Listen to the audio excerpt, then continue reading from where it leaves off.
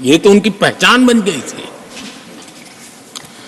और हमारे 10 वर्ष टॉप 5 इकोनॉमी वाले।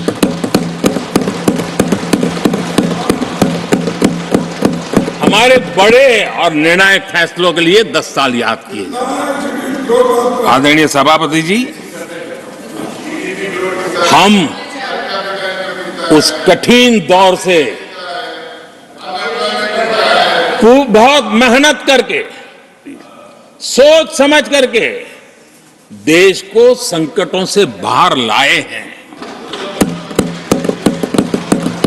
कि देश ऐसे ही आशीर्वाद नहीं दे रहा है। आदरणीय सभापति जी, यहां सदन में अंग्रेजों को याद किया गया। Unbecoming conduct.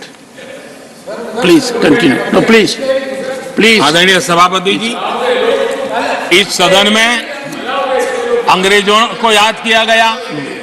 अब राजा महाराजाओं का तो अंग्रेजों के साथ गहरा नाता रहा था उस समय। तो अब मैं जरा पूछना चाहता हूं कि अंग्रेजों से कौन इंस्पायर्ड था। मैं तो ये तो नहीं पूछूंगा कि कांग्रेस पार्टी को जन्म किसने दिया था, ये तो मैं नहीं पूछूंगा। आजादी के बाद भी देश में गुलामी की मानसिकता को किसने बढ़ावा दिया? अगर आप अंग्रेजों से प्रभावित नहीं थे तो अंग्रेजों की बनाई दंड संहिता, पिनल कोड, आपने क्यों नहीं बदली? आदरणीय सभापति जी, अगर आप अंग्रेजों से प्रभावित नहीं थे तो अंग्रेजों के जमाने के सैकड़ों कानून क्यों चलते रहे? आप अगर अंग्रेजों से प्रभावित नहीं थे तो लाल बत्ती कल्चर, ये लाल बत्ती कल्चर इतने दशकों बाद भी क्यों चलता? अगर आप अंग्रेजों से प्रभावित नहीं थे तो भारत का बजट शाम को 5 बजे इसलिए आता था क्योंकि ब्रिटिश पार्लियामेंट का सुबह शुरू होने का समय होता था। ये ब्रिटेन की पार्लियामेंट के समय के अनुकूल शाम 5 बजे बजट की परंपरा क्यों चलाए रखी थी आपने? कौन अंग्रेजों से इंस्पायर था? पर आप अंग्रेजों से प्रेरित नहीं थे तो हमारी सेनाओं के चिन्हों पर आज भी गुलामी के प्रतीक अब तक क्यों बने हुए थे? हम एक के बाद एक हटा रहे हैं। अगर आप अंग्रेजों से प्रेरित नहीं थे तो राजपथ को कर्तव्य पथ बनने के लिए मोदी का इंतजार क्यों करना पड़ा? आदरणीय सभापति जी, अगर आप अंग्रेजों से प्रभावित नहीं थे तो अंडमान और निकोबार, इन द्वीप समूहों पर आज भी अंग्रेजी सत्ता के निशान क्यों लटके पड़े थे? आदरणीय सभापति जी, अगर आप अंग्रेजों से प्रभावित नहीं थे तो इस देश के सेना के जवान देश के लिए मन मिटते रहे, लेकिन देश के जवानों के सम्मान में एक वॉर मेमोरियल तक आप बना नहीं पाए थे। क्यों नहीं बनाया? अगर आप अंग्रेजों से इंस्पायर्ड नहीं थे, प्रभावित नहीं थे, तो भारतीय भाषाओं को हीन भावना से क्यों देखा? स्थानीय भाषा में पढ़ाई के प्रति आप लोगों की बेरुखी क्यों थी? आदरणीय सभापति जी, अगर आप अंग्रेजों से प्रेरित नहीं थे तो भारत को मदर ऑफ डेमोक्रेसी बताने में आपको कौन रोकता था? आपको क्यों महसूस नहीं हुआ कि दुनिया में? आदरणीय सभापति जी, मैं सैकड़ों उदाहरण दे सकता हूं कि आप किस प्रभाव में काम करते थे और देश को सुनते ये सारी बातें याद आने वाली है। आदरणीय सभापति जी, मैं एक और उदाहरण देना चाहता हूं। कांग्रेस ने नैरेटिव फैलाया और इस नैरेटिव का परिणाम क्या हुआ कि भारत की संस्कृति और संस्कारों मानने वाले लोगों को बड़े हीन भाव से देखा जाने लगा, ढकियानों से मानने लगा गया और इस प्रकार से एक हमारे अतीत के प्रति अन्याय करने की नौबत आई। अपनी मान्यताओं को गाली देते हैं, अपनी अच्छी परंपराओं को गाली देते हैं, तो आप प्रोग्रेसिव है। इस प्रकार के नैरेटिव गढ़े जाने लगे देश में, और उसका नेतृत्व कहां होता था ये दुनिया भली भांति जानती है। दूसरे देश से आयात करना, उसको गर्व का, और भारत की कोई चीज है तो दूसरे दर्जे की है, ये स्टेटस बना दिया गया था। ये स्टेटस सिंबल बाहर से आया, मेड इन फॉरेन स्टेटस बना दिया था। ये लोग आज भी वोकल फॉर लोकल बोलने से बच रहे हैं। मेरे देश के गरीबों के कल्याण का काम हो रहा है।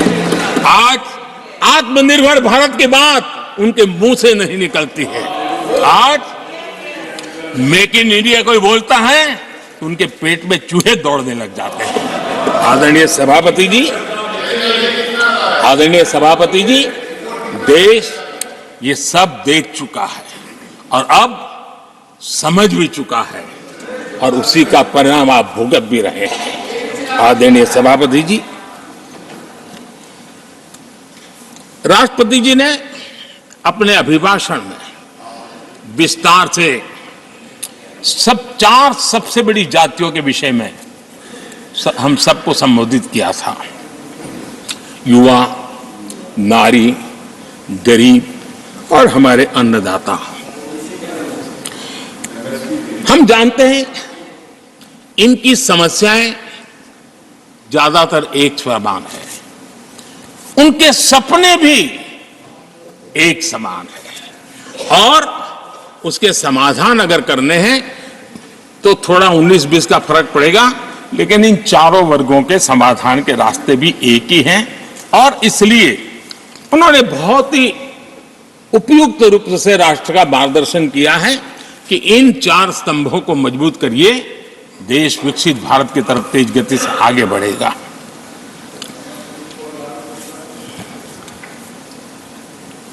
आदरणीय सभापति जी, अगर हम 21वीं सदी में हैं, हम विकसित भारत के सपने को इसी सदी में 2047 तक सिद्ध करना चाहते हैं, तो 20वीं सदी की सोच नहीं चल सकती। 20वीं सदी का स्वार्थी एजेंडा, मैं और मेरा वाला जो खेल है ना, वो 21वीं सदी में देश को समृद्ध नहीं, विकसित भारत नहीं बना सकता है। कांग्रेस, इन दिनों काफी बातें हो रही जाति की, फिर से एक बार क्यों जरूरत पड़ गई उनको मैं तो नहीं जानता हूं, लेकिन अगर उनको जरूरत पड़ी है तो पहले जरा अपने गरिबान में झांके तो उनको पता चलेगा क्या किया है। दलित, पिछड़े और आदिवासी, कांग्रेस जन्मजात उनकी सबसे बड़ी विरोधी रही है।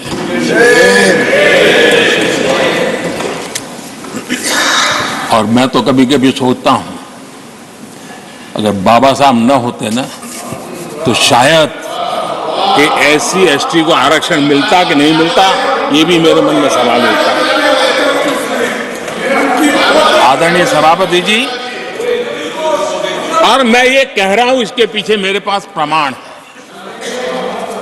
इनकी सोच आज से नहीं, उस समय से ऐसी है, मेरे पास प्रमाण। और मैं प्रमाण के सिवाय मैं यहां कहने के लिए नहीं आया। और जब बातें वहां से उठी हैं तो फिर तैयारी रखनी चाहिए उनको। मेरा परिचय तो हो चुका है, 10 साल हो गए।